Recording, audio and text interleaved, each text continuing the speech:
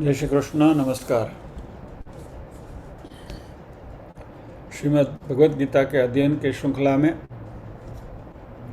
पंचम अध्याय कर्म संन्यास योग के आज के सत्र में सभी का स्वागत एवं अभिवादन। ओमकार के नाद के साथ प्रार्थना करेंगे।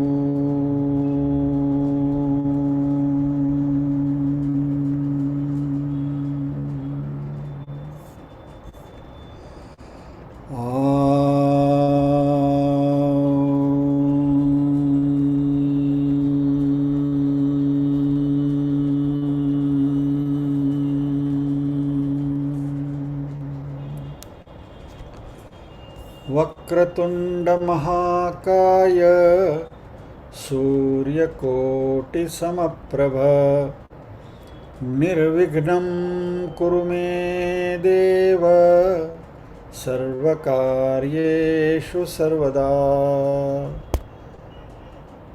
या कुन्देन्दुतुषारहारधवला या शुभ्रवस्त्रावृता या वीणावरदण्डमण्डितकरा या श्वेतपद्मासना या ब्रह्माच्युतशङ्करप्रभृतिभिः देवै सदा वन्दिता। सा मां पातु सरस्वती भगवती निःशेषजाड्यापहा। वसुदेवसुतं देवं कंसचाणूरमर्दनं देवकी परमानन्दं कृष्णं वन्दे जगद्गुरुम्। ॐ सहना भवतु सहनौ भुनक्तु सह वीर्यं करवावहै तेजस्विनावधितमस्तु मा विद्विषावहै। ॐ शान्ति शान्ति शान्तिः। यत्र योगेश्वर कृष्णो यत्र पार्थो धनुर्धरः तत्र श्रीर्विजयो भूतिर्ध्रुवा नीतिर्मतिर्मम।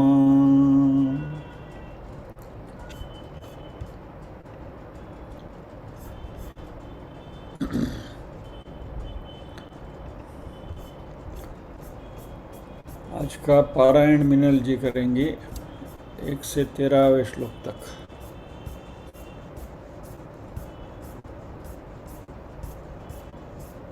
सॉरी,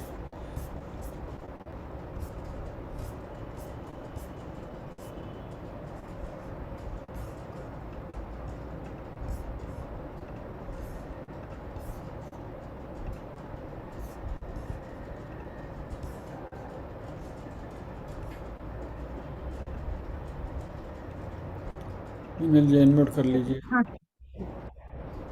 जय श्री कृष्ण। जय श्री अथ कृष्ण। अथ पंचमोऽध्यायः कर्म संन्यासयोगः।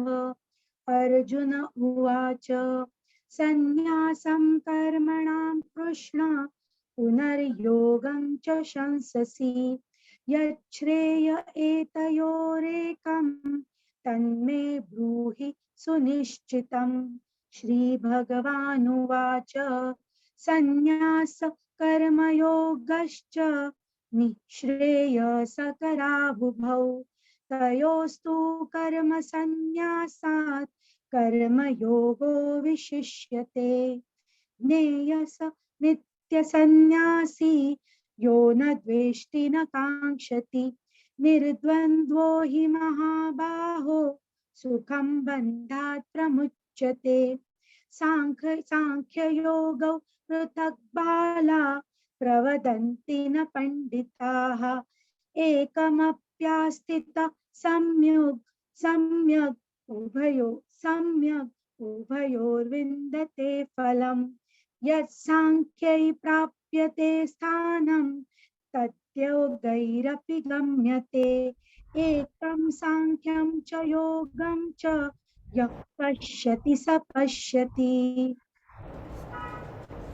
संन्यासस्तु महाबाहो दुःखमाप्तुमयो गतः योगयुक्तो मुनिर्ब्रह्म न चिरेणाधिगच्छति योगयुक्तो विशुद्धात्मा विजितात्मा जितेन्द्रियः सर्वभूतात्मा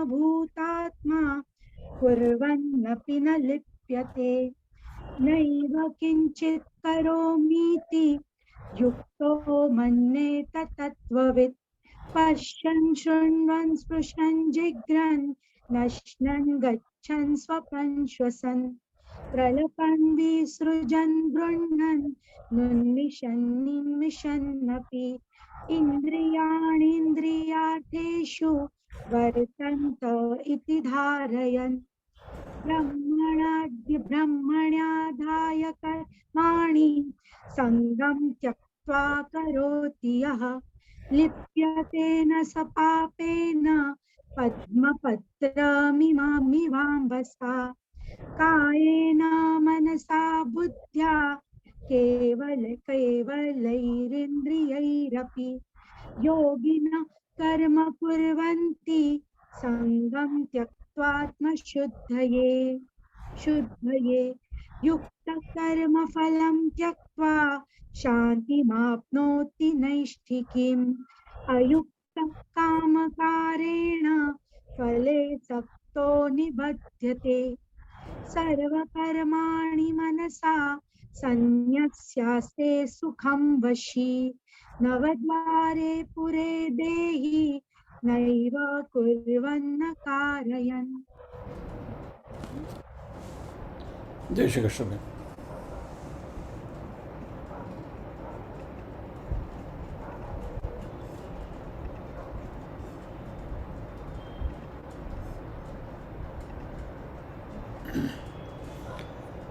सर्वकर्माणि मनसा सन्न्यस्यास्ते सुखं वशी नवद्वारे पुरे देहि नैव कुर्वन्न कारयन्। इस श्लोक के ऊपर हमने चर्चा करी है। गत सत्र में जब भी हमने सत्र का समापन किया तभी आपसे कहा गया था कि अगले शुक्रवार को अगले श्लोक के साथ हम मिलेंगे। तो आज 14वां श्लोक करना है, लेकिन हमेशा मेरी एक राइडर रहती है कि गांडा नो भरोसो कराए नहीं, गांडो कहीं भी करे।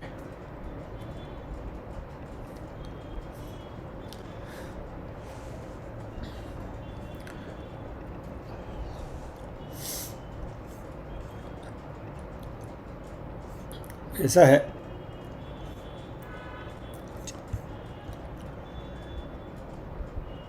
लेट मी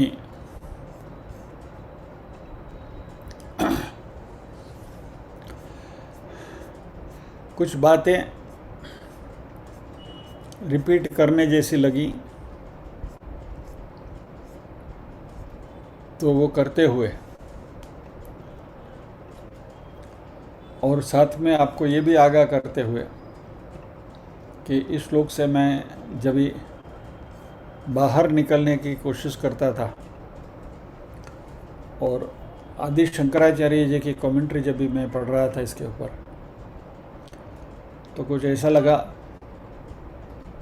कि और भी कुछ कहना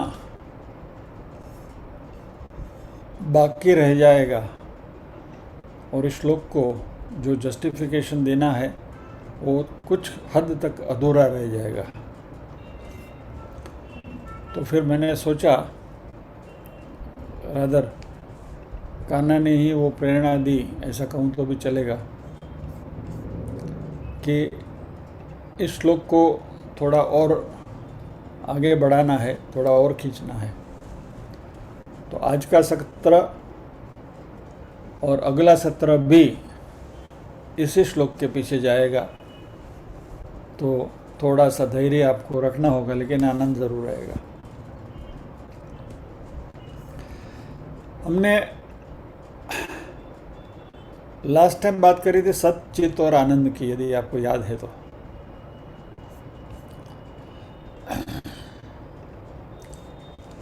सत का अर्थ है होना, अस्तित्व, प्योर एग्जिस्टेंस।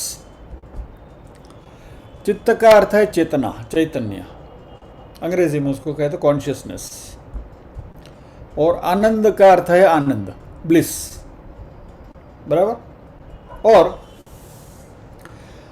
हमारे भारत की जो साधना पद्धति है उसकी ये अल्टीमेट निष्पत्ति है। This is the outcome of our way of progressing in spirituality. तो तीन एलिमेंट्स को हम बहुत अहमियत देते हैं, सत, चित और आनंद। और इसलिए हम हमेशा चिदानंद रूप शिवोहम शिवोहम कहते रहते हैं। या तो ये शब्द तो आपने बहुत बार सुना होगा, सच्चिदानंद सच्चिदानंद सच्चिदानंद। ये सच्चिदानंद ब्रह्म, सच्चिदानंद ब्रह्म। ये सच्चिदानंद क्या है? तो सत, चित और आनंद की युति है। अभी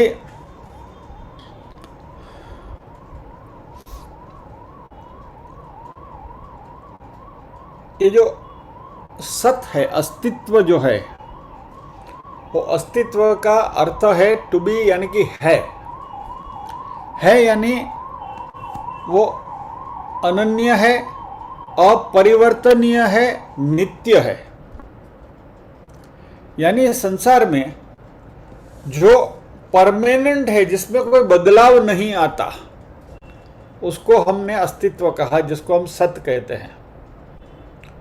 और जो बदलता है या तो जिसमें बदलाव आता है, उसको अस्तित्व नहीं कहा जाता, वह माया है।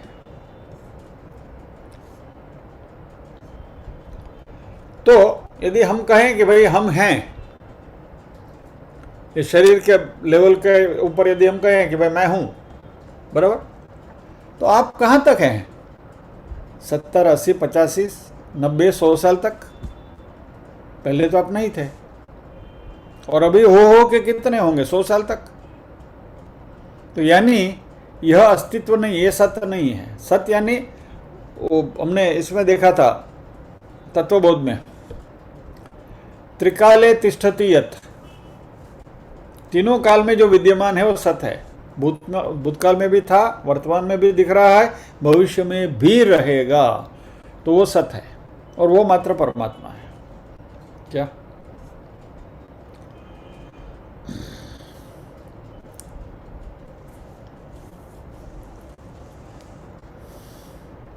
मान लीजिए कि वी से कि भाई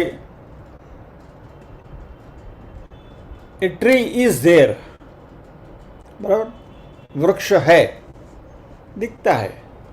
बरगद का पेड़ है तो 100 साल तक दिखता है। कबीर रोड में जाके देखो तो ये बहुत पुराना है, 300-400 साल पुराना है, फिर भी है।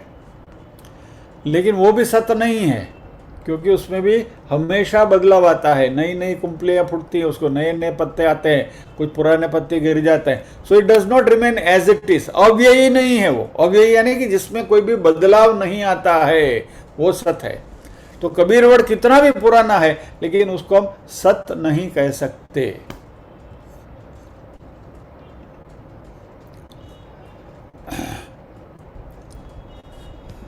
तो यहां इस विश्व में कुछ भी स्टेशनरी ठहरा हुआ नहीं है।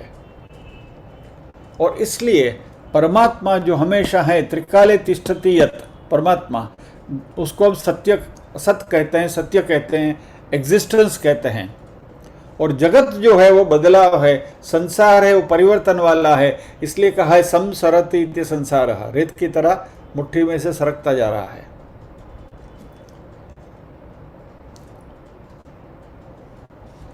और इस सत्य का अनुभव करना, यानी कि हमारा अंतःकरण जब शुद्ध होगा तभी वह जानता है कि मैं सदा हूँ। यानी आत्मा के लेवल पर यदि आप जब आप सोचोगे तो शरीर के लेवल पर शरीर पैदा होता है, शरीर की मृत्यु होती है। आत्मा न तो पैदा होता है न तो उसकी मृत्यु होती है, और इसलिए आत्मा न तो जन्मता है, न तो कभी बच्चा होता है, न तो जवान होता है, न तो बूढ़ा होता है। शरीर में ये सब प्रक्रिया होती है, षड विकार आते हैं, हमने देखा है, बराबर है। अस्थि जायते वर्धते एटसेट्रा एटसेट्रा। दूसरा शब्द जो है चैतन्य, जितना हमारा अंतःकरण शुद्ध और हम अंदर झांकते रहते हैं तो आपको वहां शुद्ध चेतना दिखाई देगी। और जब ये अनुभव होने लगेगा तो भीतर में भी चेतना, बाहर भी चेतना, यानी ब्रह्म लटका करे ब्रह्म पासे, इसकी अनुभूति हमें होने लगेगी। और एक नियम ऐसा भी है कि हम जैसे भीतर हैं वैसा ही हमें बाहर दिखाई देता है। मान लीजिए कि भीतर से हम क्रोधी हैं तो बाहर के लोग भी हमें किसी न किसी रूप में क्रोधी दिखाई देंगे। क्या हम हमारे स्वभाव को दूसरे में आरोपित करेंगे। चोर को चोर ही दिखाई देगा, हम अंदर से चोर है तो हमको बाहर के सब चोर ही दिखाई दे, वो कुछ गड़बड़ करता है, वो करेगा। लेकिन जो अंदर से ईमानदार है उसको सब बाहर भी ईमानदार दिखाई पड़ेंगे, वो सबके ऊपर भरोसा करेगा।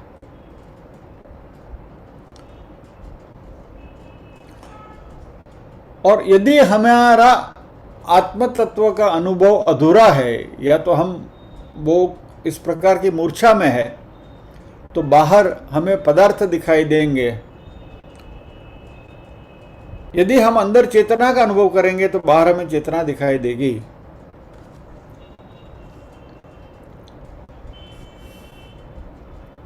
और तीसरी बात है आनंद। जिसको पता चल गया इस अस्तित्व का, अस्थि का होना, यानी जो सत्य की बात करी उसका, तो जिंदगी में से दुख निकल जाएगा। इस बात को ध्यान से सुनिए। दुख परिवर्तन में है। Where there is a change, वहां दुख है। क्योंकि बदलाव से ही हमारी शरीर की स्थिति जो है, या तो हमारी मनस्थिति जो है, वह बदलती रहती है। और जो हम कहते हैं द फियर ऑफ अननोन, आगे क्या होगा, आगे क्या होगा, आगे क्या होगा, what will be there in the next moment. यानी यह जो दुख है, या तो ये जो दर्द है, या तो जो एंग्जाइटी है, यह परिवर्तन की वजह से है।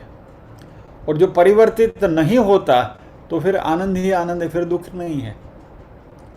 यदि कोई आपसे कहे कि अभी यहाँ कोई परिवर्तन होने वाला नहीं है, ये भगवत गीता के जो हमारा अध्ययन है वो ऐसे ही 24/7 चलता ही रहेगा, चलता ही रहेगा, फिर मन में कोई दुख है ही नहीं, कि फिर तो आनंद ही आनंद है, भाई यही है, बस है, खत्म, इसमें डूबे रहो। तो ये जो आनंद है, और यह आनंद की अनुभूति हो गई तो जीवन में से दुख विदा हो जाता है, दुख निकल जाता है। क्योंकि दुख बेहोशी में है, मूर्छा में है। हमने हमारे स्वरूप के बारे में पता नहीं है, यह हमारी बेहोशी है, और इस बेहोशी की वजह से हमें दुख है। और इस बेहोशी का दुख भुलाने के लिए कभी कभी हमने देखा है कि व्यक्ति कुछ व्यसनों का आश्रय लेता है, शराबी बन जाता है, या तो सिगरेट फूंकने लगता है, या तो ऐसे कुछ व्यसनों का आश्रय बन जाता है, दुख भुलाने की कोशिश करता है। और जैसे जैसे दुख भुलाने की आप कोशिश करोगे, वैसे वैसे दुख बढ़ता जाएगा। तो दुख से मुक्त होने का एक ही इलाज है कि अपना जो सही सत्व है या तो अपना सही परिचय है, उस परिचय को हम पाएं। Otherwise this is a vicious circle.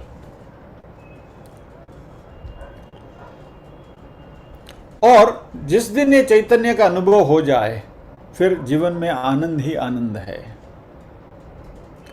और एक बात बहुत अच्छी तरह से समझ लें, इस बात को भी समझ लीजिए, आनंद किसी से मिलता नहीं है। आनंद अपने अंदर ही प्रकट होता है, और इसलिए सुख है वो दूसरे से मिलता है।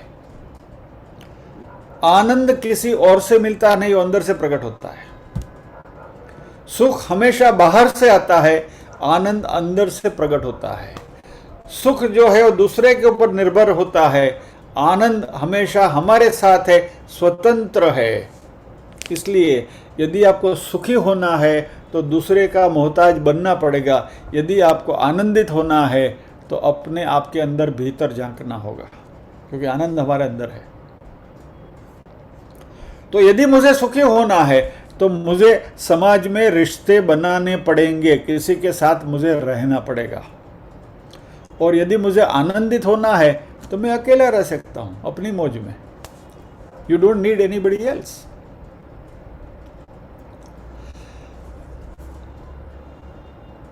आर्ग्यूमेंट के तौर पर मान लीजिए कि इस पृथ्वी पर मैं अकेला रह जाऊं और सभी इस पृथ्वी पर से विदा हो जाएं, तो हो सकता है मैं सुखी नहीं हो सकता हूं, लेकिन मैं आनंदित जरूर हो सकता हूं। Do you understand this difference? यानी मैं अपने एनवायरनमेंट से बाहर निकल जाऊं, कहीं और चला जाऊं, या तो ये हमारा जो एनवायरनमेंट है वो हमसे विदा हो जाए।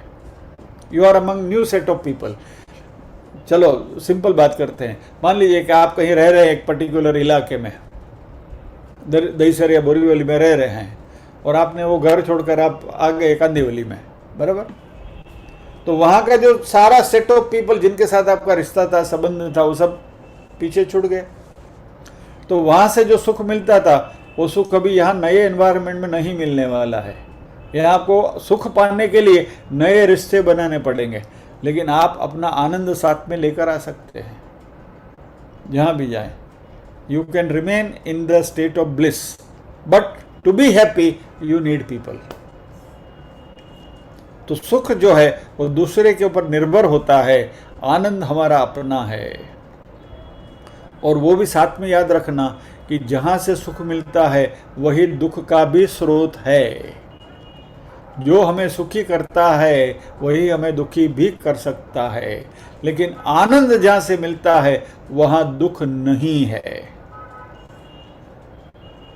और if you get into Indology, भाषा में जाएं हम, तो एक बात देखना कि हमारे पास कई विपरीत शब्द हैं, एंटोनिम्स हैं, बराबर है। प्रकाश, अंधकार, सुख, दुख, प्रेम, घृणा, दया, क्रूरता, राइट। ऐसे कई शब्द आपको द्वंद्व मिलेंगे, विच आर एंटोनिम्स, एक दूसरे के ऑपोजिट वर्ड्स हैं। मुझे जरा आनंद शब्द का एंटोनिम बताइए।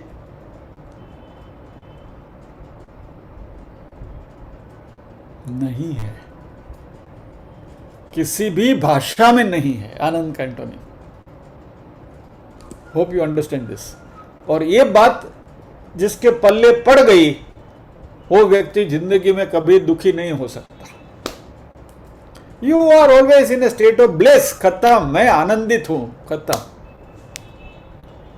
और इसलिए कृष्ण ने कहा कि जिसका अंतःकरण शुद्ध है वह सच्चिदानंद परमात्मा में सदा स्थिर रहता है। और यही बात भगवान ने यहाँ कही कि सर्वकर्माणि मनसा संन्यस्यास्ते सुखम वशी, नवद्वारे पुरे देहि नैव कुर्वन्न कारयन्। अभी इस आनंद की अनुभूति हमें जहां से होती है,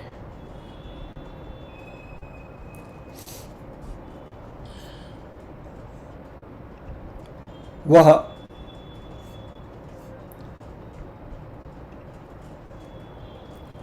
एक प्रदेश है जिसको अध्यात्म की भाषा में शून्य शिखर कहा गया है। हमारे एक साध्यायी ने इसके बारे में एक प्रश्न पूछा है। शून्य शिखर और गगन मंडल, ये दो शब्द हमने सुने हैं। इसके बारे में थोड़ा और जानने की उनकी इच्छा है, तो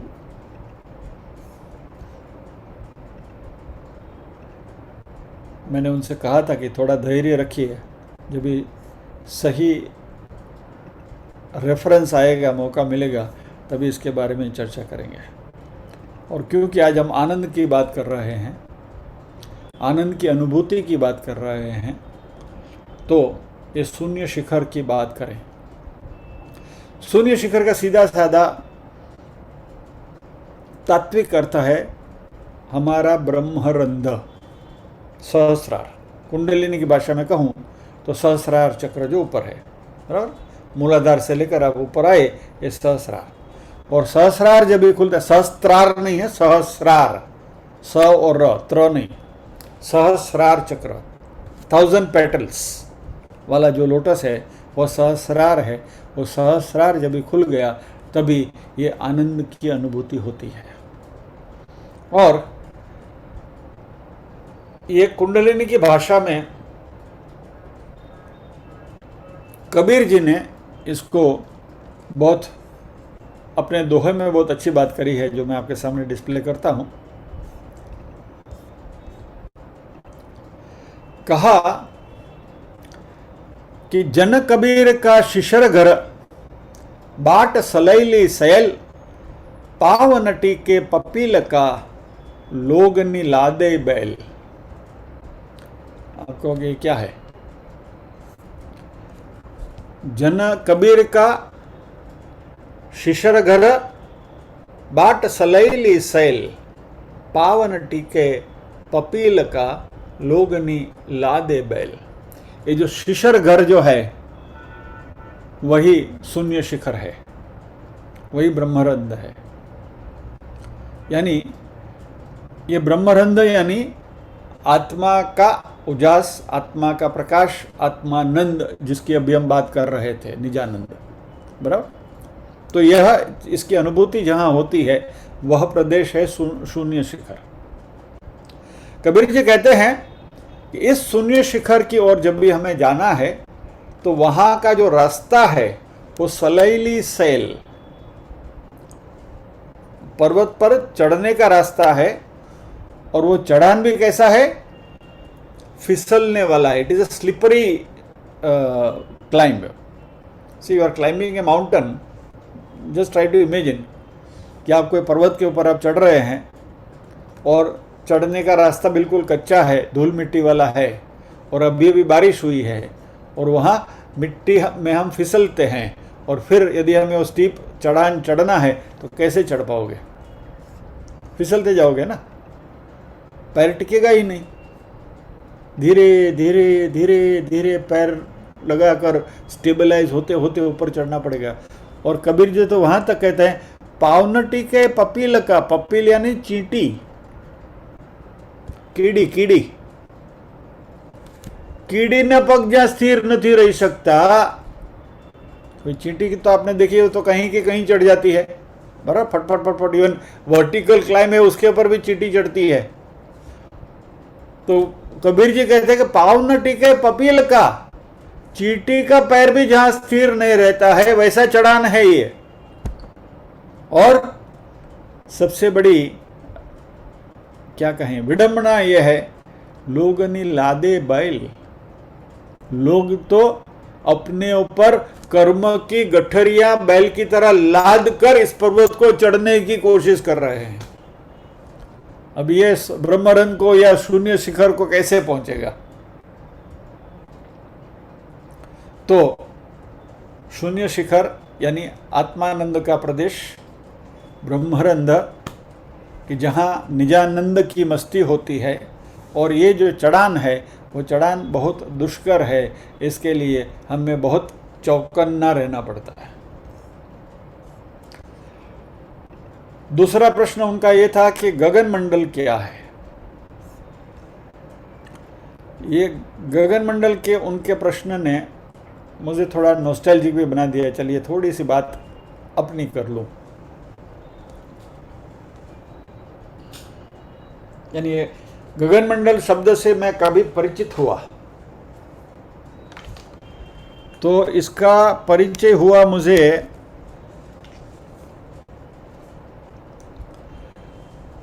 1975 की साल में। गगन मंडल शब्द से परिचय कभी हो बता दूँ।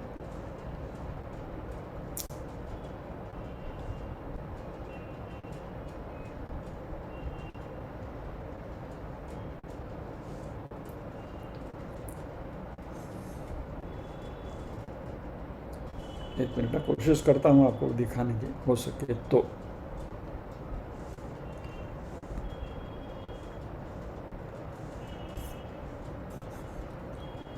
नहीं तो પછી આપણે એમને ચલાવીએ।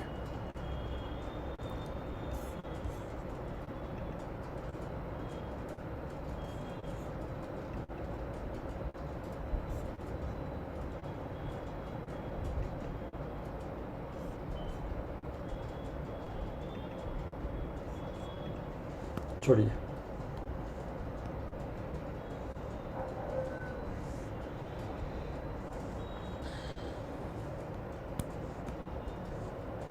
Anyway, that is not very important.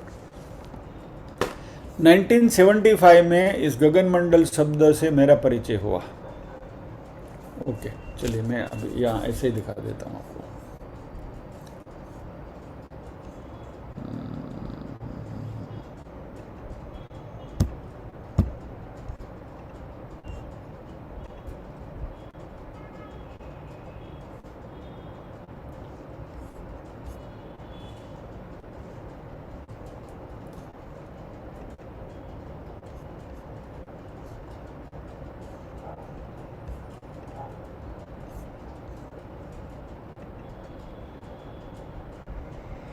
If you can see this record, ये 1975 की पब्लिश हुई ईपी रिकॉर्ड है। ये मैं आपको इसलिए दिखा रहा हूँ कि 1975 में मेरी नई नई शादी हुई थी और मैं मेरी पत्नी को लेकर घूमने के लिए गया था और काला घोड़ा पे रिदम हाउस में उसको लेकर गया। आपको रिदम हाउस मालूम है कहाँ है? जो those who know the place. तो तभी नई नई शादी हुई थी तो जरा नया नया रॉफ ऐसा लगाता है कि देखो मुझे सब कितना ये है, I am so much fond of music and all that. अब अपनी जरा ऐसे ही ये करते हैं ना। तो रिदम हाउस में उसको लेकर गया और रिदम हाउस का एक बहुत अच्छा ये क्या था कि वहाँ बैठकर आप रिकॉर्ड सुन सकते थे। और हमने तो ऐसे वहाँ घंटे बिताए हैं, मैं और मेरा एक मित्र हम जाया करते थे। वहाँ बैठकर जो भी चाहिए एलपी रिकॉर्ड बैठकर सुन लो, फिर बाहर निकलते समय कुछ लिया, खरीदना है तो खरीदो, नहीं खरीदना है तो मत खरीदो। तो ऐसे ही कुछ उपक्रम हमने किया था। और तभी एलपी रिकॉर्ड 70 रुपये में एक मिलती थी और ये ईपी रिकॉर्ड कुछ 20-22 रुपये में मिलती थी। तो बीवी को लेकर गया मैं, 2-3 एलपी रिकॉर्ड हमने सुनी वहाँ और फिर निकलते निकलते कुछ ख़रीदना चाहिए करके ये 20 रुपये की ईपी रिकॉर्ड हमने ली थी वहाँ। अभी ये आप कहोगे कि भाई ये ईपी रिकॉर्ड ले ली, उसमें तुमने कौन सा बड़ा तीर मार दिया कि यहाँ इसके जिक्र करने बैठे हो। अब ये जो ईपी रिकॉर्ड जो है ये कौमुदी मुंशी के गाए हुए 4 गीत है वहाँ इसमें। और उसमें कवि भानदास की एक रचना है। तो पहले मैं आपको रचना सुनाता हूँ और फिर बाद में हम आके बात करेंगे कि जिसमें गगन मंडल का जिक्र है। ठीक है, तो इस बहाने आपको एक स्वीट डिश भी मिल जाएगी। तो आइए सुनते हैं पहले। और उसकी टेक्स्ट भी आपके सामने है, आपने सुनी है तो आप बड़भागी हैं, नहीं सुनी है तो सुनिए। Wait a minute please.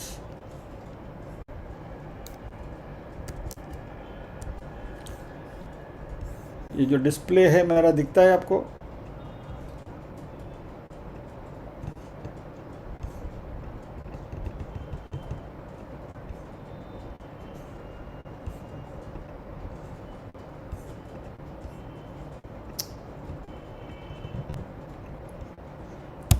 एक हमने इंजीनियरिंग में मर्फीज लॉ करके हमने पढ़े थे। मर्फीज लॉ में एक उसका नियम ऐसा है कि कभी कभी जो चीज़ आपको जिस तरीके से करनी है वैसे वो नहीं होती है, यानी a thing will fail only when it is not suppose to fail. ये मर्फीज लॉ है, इंजीनियरिंग में हमने पढ़े थे। तो आपको वो मोटर 3 फेज मोटर चलानी है तो उसके कनेक्शन तीनों उल्टे ही होंगे और मोटर उल्टी ही घूमेगी सीधा घूमने के बजाय। एनीवे चलिए,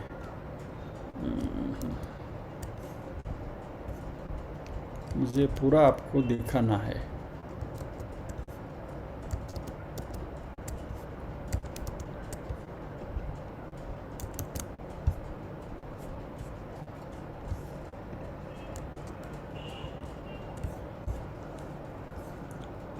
नहीं, सुनिए तो सही। पहले आपको मैं यह रचना सुनाता हूँ जिसमें गगनमंडल शब्द का जिक्र है। और ये गगनमंडल क्या है ये पहले आप सुन लीजिए, फिर बाद में आपको बताता हूँ।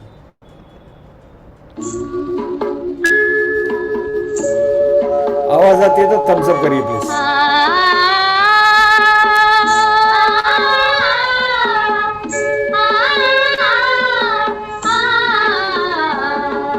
गगन मंडळनी गागरडी गुण गरबीरे, गगन मंडळनी गागरडी गुण गरबीरे, तेणी रामी भावानी रास गाऊ गुण गरबीरे, दीनमणि सूरज दीपक कार्यो गुण माही चंद्र तारो प्रकाश गाऊ गुण गरबीरे,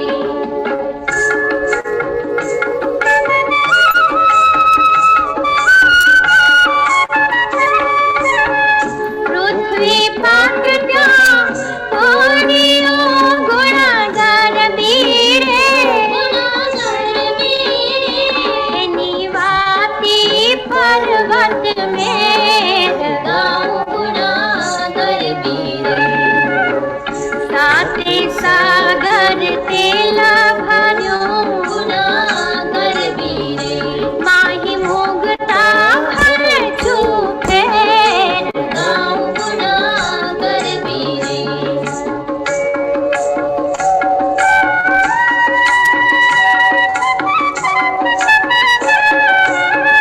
खावर जंगम भस्म भर्यो गुण गरबीरे,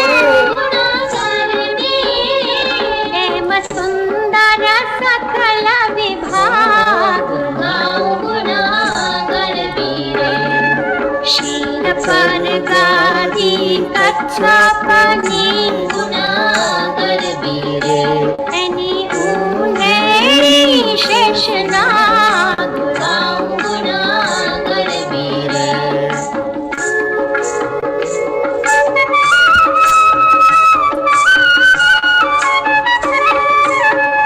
आदि शक्ति अभिगत तणी गुण गरबीरे, गुण गरबीरे, हे तो रमी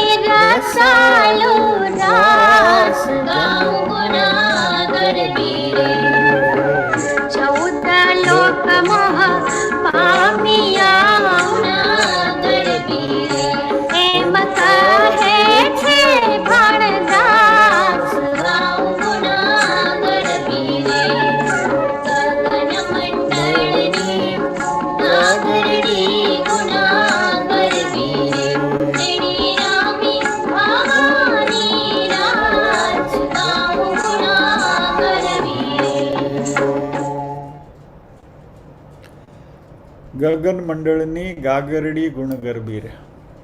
यानी गगन मंडल यानी क्या? बेसिकली ये ब्रह्मांड की बात हो रही है। गगन मंडल यानी कि ब्रह्मांड।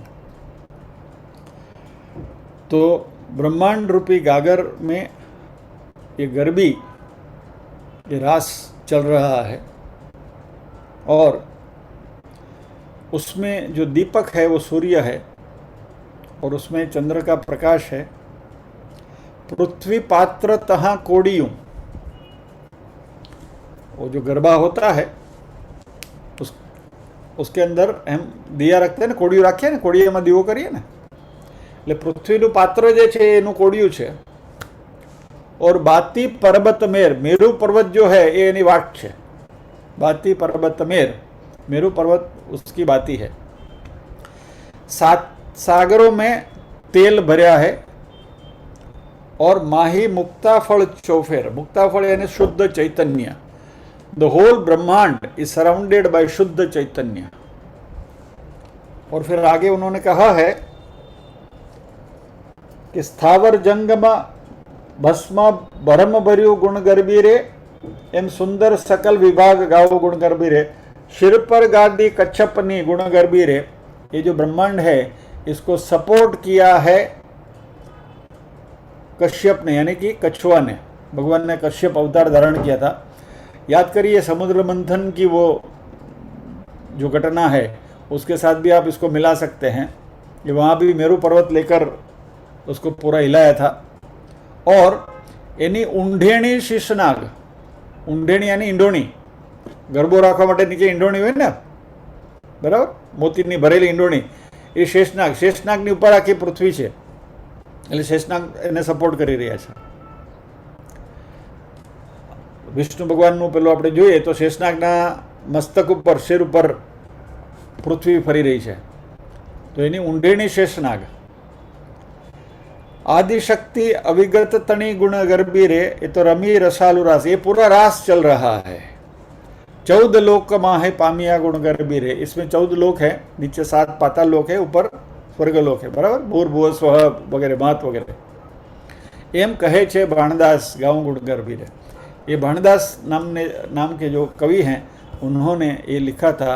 और भाणदास का जन्म ईस्वी सन 1650 में हुआ था। नाउ अभी ये रचना, ये रिकॉर्ड मैंने 1975 में ली थी, जब मेरी उम्र 26 साल की थी। As a good piece of music, अच्छा लगता था, सुनने में आनंद आता था, मज़ा आता था। लेकिन ये गगन मंडल क्या है, इसका पूरा आध्यात्मिक अर्थ क्या है, तभी उसकी कोई सुध बुध नहीं थी। अपने क्या डूबा था तेरे सब।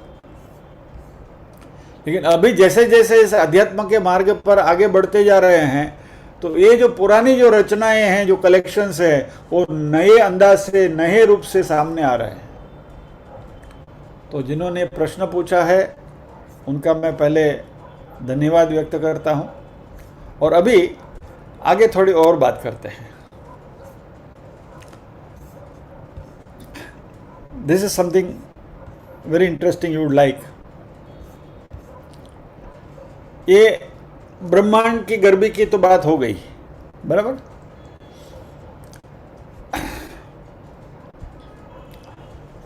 नाउ ये जो हमारा ये जो प्रकार है, इसमें गरबी भी है और गरबो भी है। अब मैं थोड़ा विषयांतर करता हूं, लेकिन bringing some interesting facts before you. गरबो भी है और गरबी भी है। अभी गरबो शब्द कहां से आया उसके बारे में जरा देखते हैं, उसकी व्युत्पत्ति देखते हैं, मजा आएगा।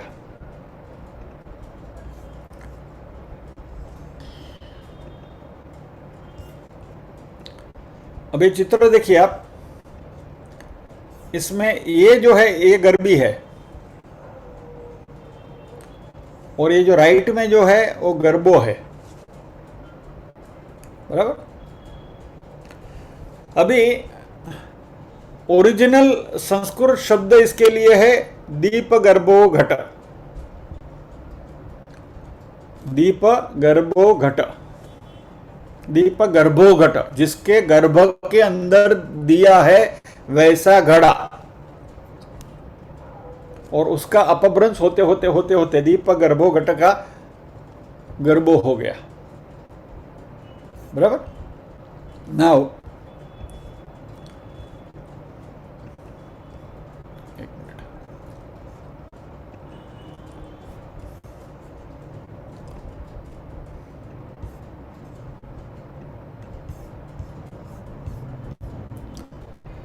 दीप गर्भो घट शब्द कहां से आया वो भी मैं आपके साथ थोड़ा शेयर करूं।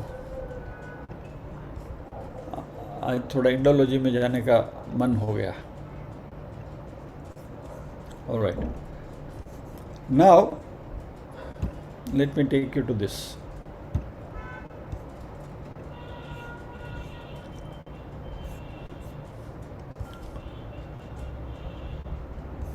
शंकराचार्य जी ने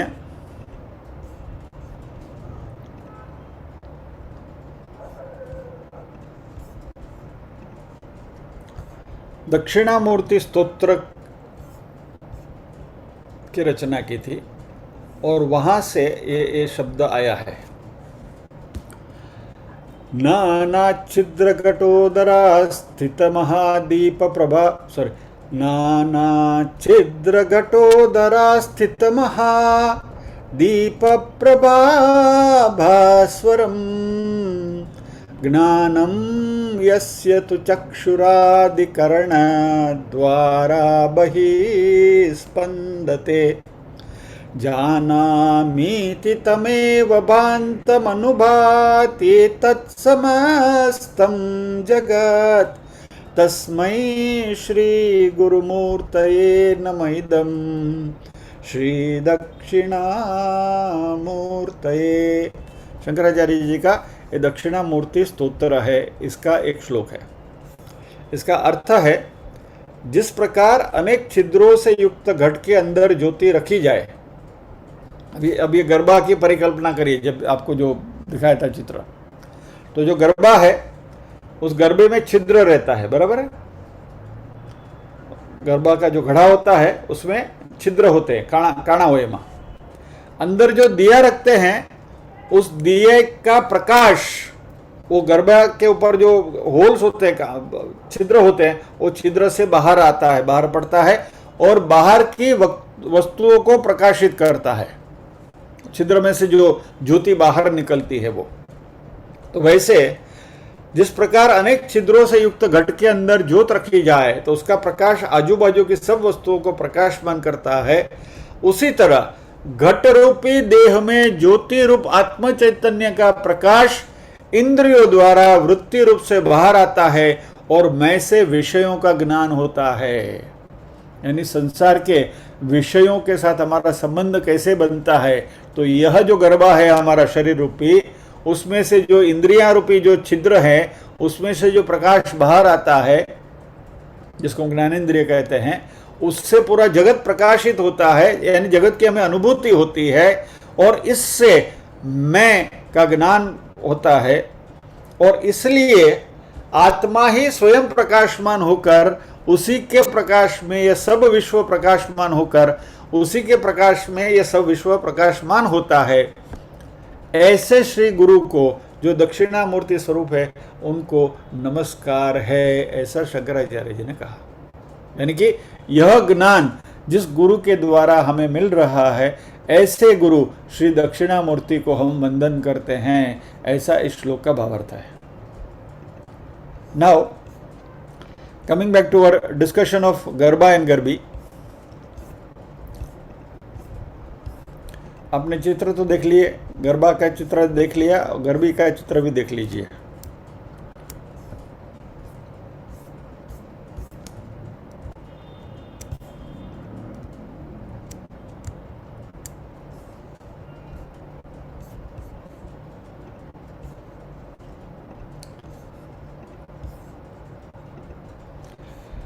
जो लेफ्ट में है वो गर्भी है, ये गर्भी है जिसमें बहुत सारे दिए हैं।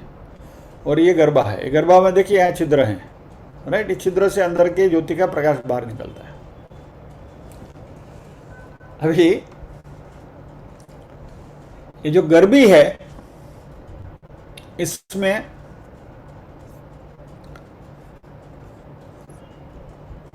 ज्यादातर, ये अभी जो हमने सुना वो गर्भी थी, वो गर्भी में ज्यादातर परमात्मा की, अध्यात्म की बात होती है।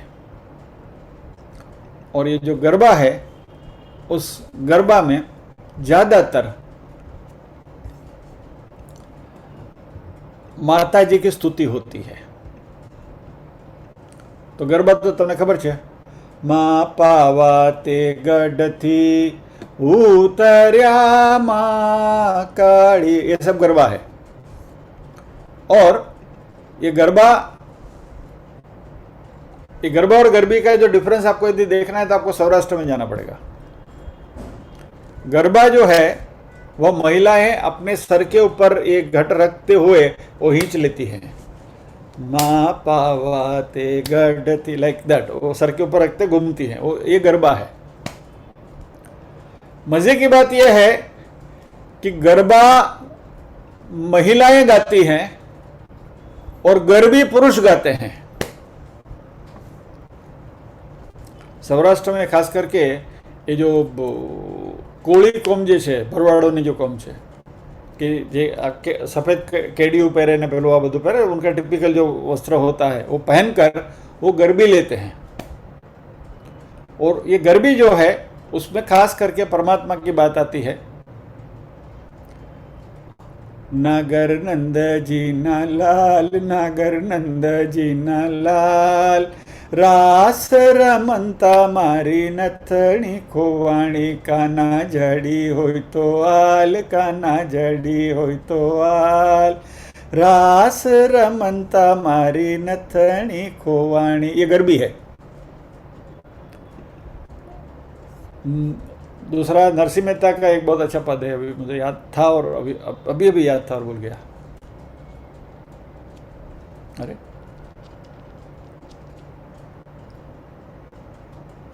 सॉरी, छटक गया, अभी याद आएगा तो आपको बताऊंगा।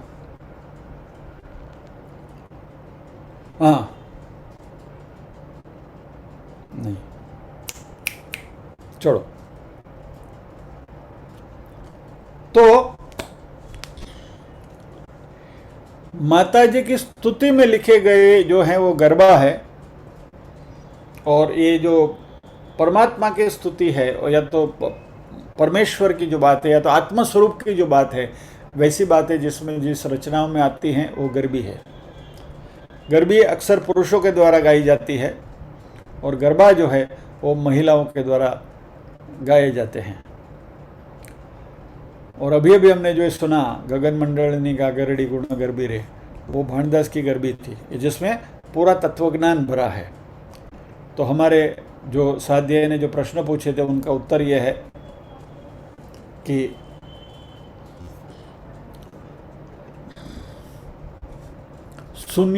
शून्य शिखर यानी कि ब्रह्मरंध, आत्म प्रदेश, आत्मा की अनुभूति जहाँ होती है, और गगन मंडल यानी कि यह पूरा जो ब्रह्मांड है उसको गगन मंडल कहते हैं।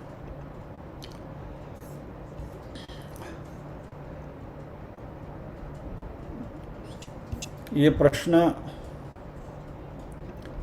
मेरे पास आया था 8 अप्रैल को और तब से वो दिमाग में घूम रहा था, लेकिन उसका सुटेबल उत्तर देने के लिए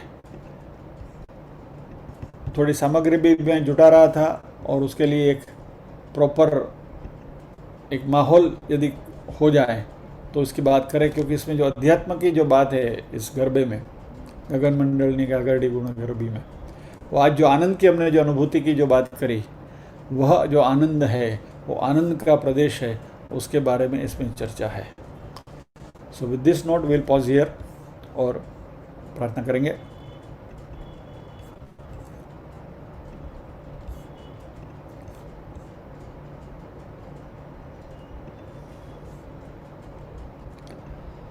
ॐ असतो मा सद्गमय तमसो मा ज्योतिर्गमय मृत्योर्मा अमृतंगमय। सर्वेषां स्वस्तिर्भवतु, सर्वेषां शान्तिर्भवतु, सर्वेषां मङ्गलं भवतु, सर्वेषां पूर्णं भवतु। लोकाः समस्ताः सुखिनो भवन्तु, लोकाः समस्ताः सुखिनो भवन्तु। नाहं कर्ता हरिः कर्ता, हरिः कर्ता हि केवलम्। ॐ शांति शांति शांति। सभी के हृदय में विराजमान परम कृपालु परमात्मा को वंदन करते हुए आज के सत्र को विराम देते हैं। अगला सत्र अगले शुक्रवार को शायद इसी श्लोक के साथ। जय श्री कृष्ण।